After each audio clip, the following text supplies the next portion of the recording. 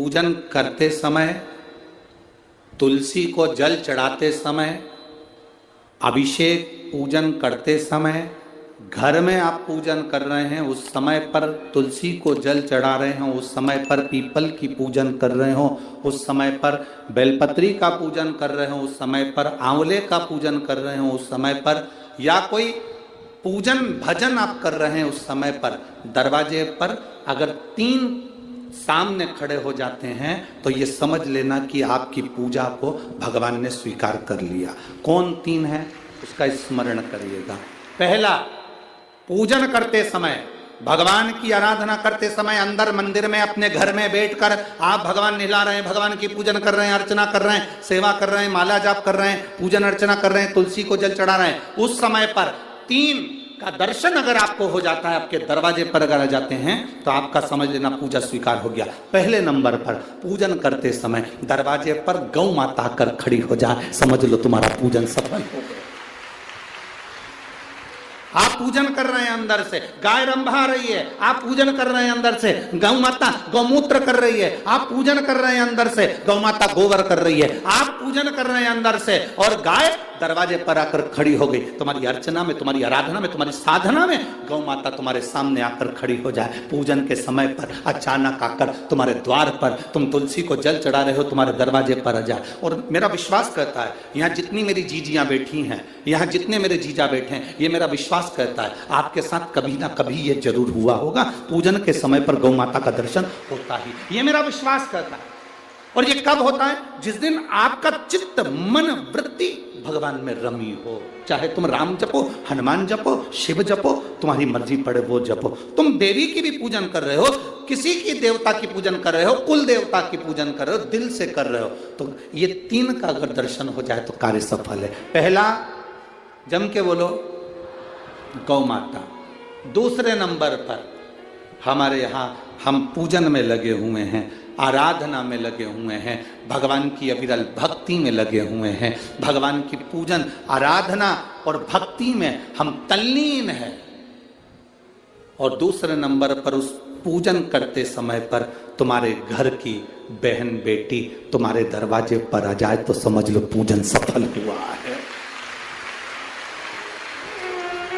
क्या बहन बेटी के आने से पूजन सफल हो सकता है?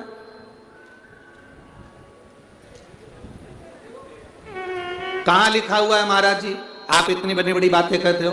पूछने वाले पूछ सकते हैं, कहने वाले कह सकते हैं, आपने कैसे कह दिया कि बहन बेटी के आने से सफल हो जाता करे? तो आप उठाओ, हिमालय राज का बेटा बाणासुर से दोस्ती कर लेता, माता पार्वती का भाई बाणासुर से दोस्ती कर लेता है, और दोस्ती कर लेता है तो उसके चुंगल में फंस जाता है, बाणासुर के चुंगल में भाई संकट में आ जाता है।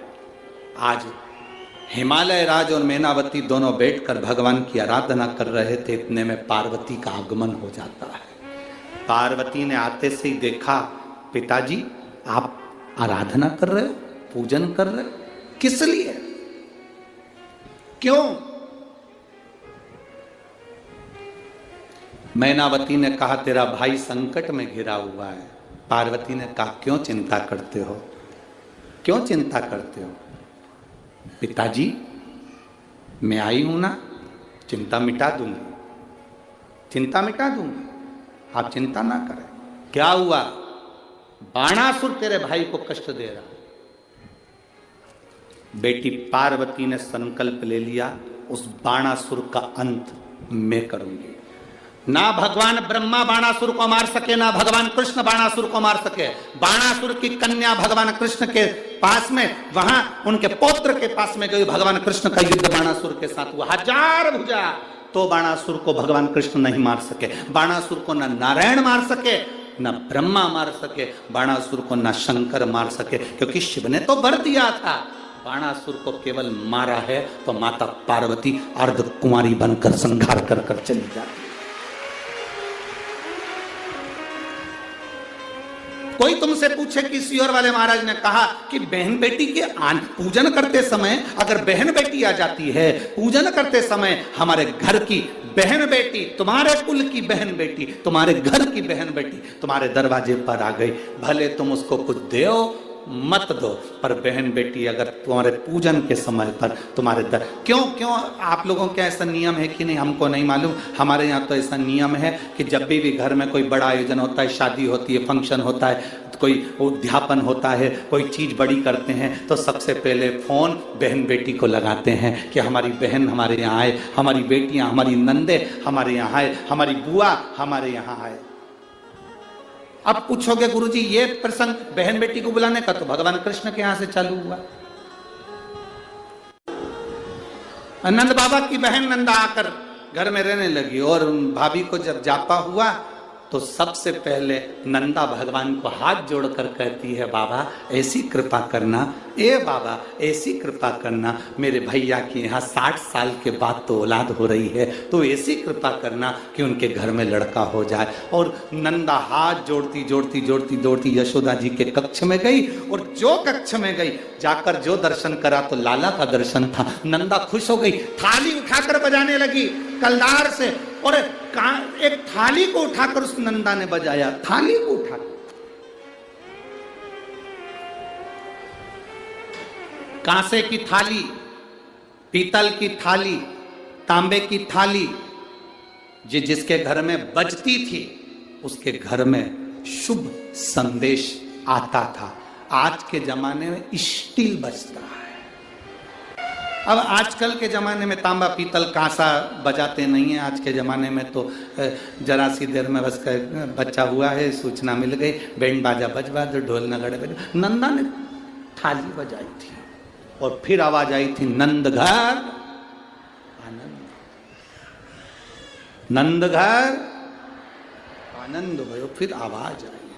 भजन करते समय, स्मरण करते हुए, नाम जाप करते हुए 3 का दर्शन हो जाए, तुम्हारे दरवाजे पर आ जाए, जीवन की सफलता मानना, पूजन सफल मानना। पहले नंबर पर जम के बोलो गौ माता, दूसरे नंबर पर बहन बेटी, और तीसरे नंबर पर हैं संत गुरुजन, जो निष्कपट भाव के, जो तुम्हारे दरवाजे पर कुछ मांगने नहीं आए हैं।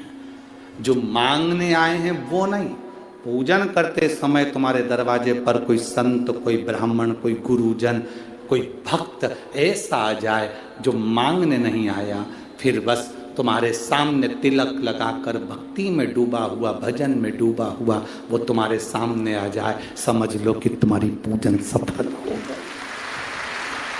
मांगने नहीं, मांगने नहीं,